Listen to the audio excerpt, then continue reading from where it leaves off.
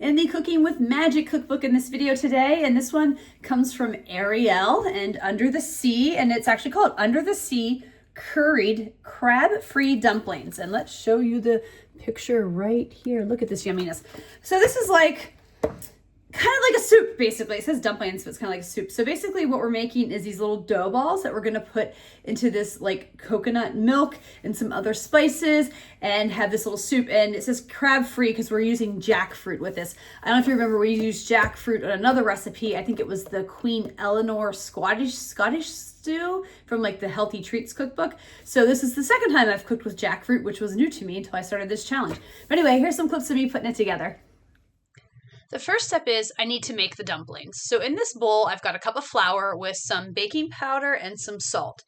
Now I'm getting ready to pour in some cold water to this mixture, which is coming in here.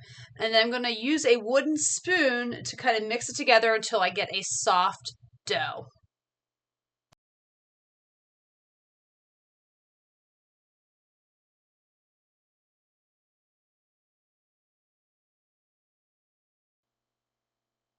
Here I have the dough on a cutting board. So what I'm supposed to do is take like about a tablespoon of dough and roll it into finger-sized logs and then kind of flatten it slightly with your fingers. So here I'm just kind of trying to roll it into a finger-sized log.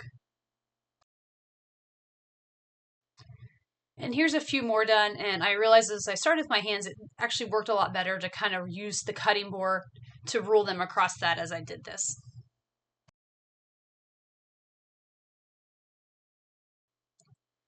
Now it's time to cook the dough balls, and it says to take a pot of salted boiling water and to put the dough balls in and boil them for about 5 to 6 minutes. And then once you're done, you take them out with a slotted spoon and you put them on an oiled plate until you're ready to add them to the rest of the dish.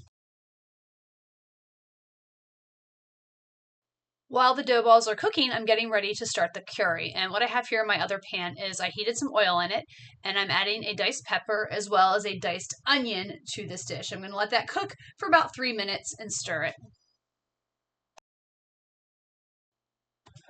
While the pepper and onion are sauteing, it's time to take the dough balls out of the pot, and you can kind of see me doing this here, and you can kind of see how big in size they got.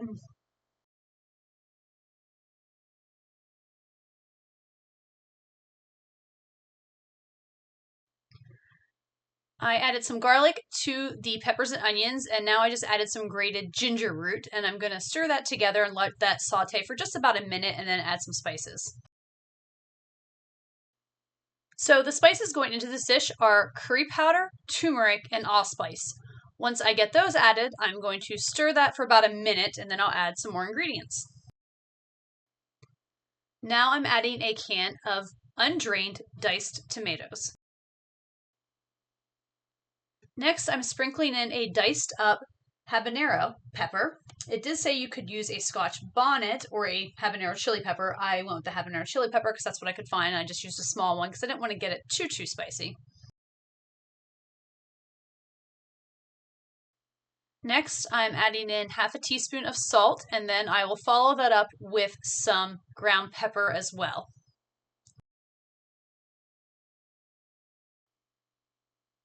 The final thing I'm getting ready to add here are 2 cans of unsweetened coconut milk.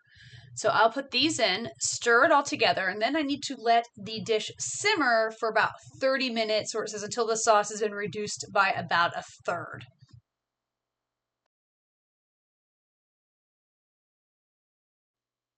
It's been 30 minutes, so now it's time to add the dumplings to the mix.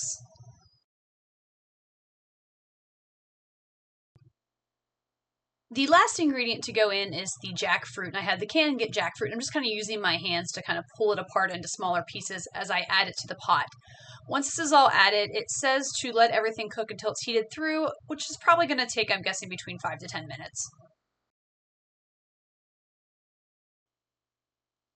Here the dumpling soup is done, and side note, I did use my spoon to kind of break the dumplings in half for a lot of them because they were pretty big. Review time. So I went into this thinking this would be like kind of a one and done for me. Like I would make it as part of the challenge and I'd be like, yeah, it's not bad, but you know, whatever. It's not something like my cup of tea. really, really liked it. I'll get into the rankings here in a minute, but this was really tasty. And it had a really nice spice level to it. Yeah, like, yes, there was cumin, or I'm sorry, not cumin. Was there cumin? Let me look good. No, curry powder, turmeric, and allspice. But like they all worked together really well. I think the coconut milk kind of tamed it down a little bit. So the spice levels were really there. But like, I think like, if you don't have a high tolerance for spice, it's still kind of tolerable. You know what I mean? Maybe if you really, really hate spice, you wouldn't like this, but I still found it really enjoyable. And as somebody that like gets indigestion more frequently now, did not upset my stomach in the very least. So I was happy with it. So let's rank this. First are the ingredients on a scale of 1 to 5. It's a combination of how hard are they to find and cost. And I'm going to put this between a 2 and a 3. And the reason I'm giving it a range is because it kind of depends on a couple factors. One, jackfruit is not necessarily easy to find. I did find it canned, but out of like the dozen grocery stores in my town, only like one of them has it canned.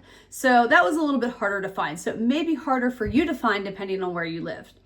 Second is the spices. So curry powder, turmeric, allspice, ginger root, some of these things, they're not very hard to get or find. And I have basically all these in my cupboard at all times. But for some of you that may not, you have to go buy these spices, then that's going to be a little bit of initial cost getting you going on this. That's why I'm kind of giving that range there, because I think it kind of depends on your own pantry already and what you may have as far as spices go. Difficulty level on a scale of 1 to 5. 1 is really easy and 5 is really hard. I'm going to give this like a 2.5 to maybe a 3. A lot of that just comes from the dumpling part, because there's different steps involved with that. You got to make the dumplings and you got to wait and then put everything together. But it wasn't really that hard. It is nice that everything's kind of in one pot. It's just that extra time for the dumplings, which is why I'm kind of putting it kind of in the middle a little bit. And then would I make this again on a scale of 1 to 5? 1 is no, I hated it. And 5 is absolutely, I loved it. So like I said, I was going into this thinking this would be like a neutral, like 3 or something. Like, yeah, it was pretty good, but something that I'm personally probably not going to make again. But yeah, it's probably a 5 for us. Maybe a 4.5. I try to save a 5 for things that I'll probably make often. So I can't say this is something that I will probably make often, but it's something that I definitely liked enough that I am definitely going to be making it every so often.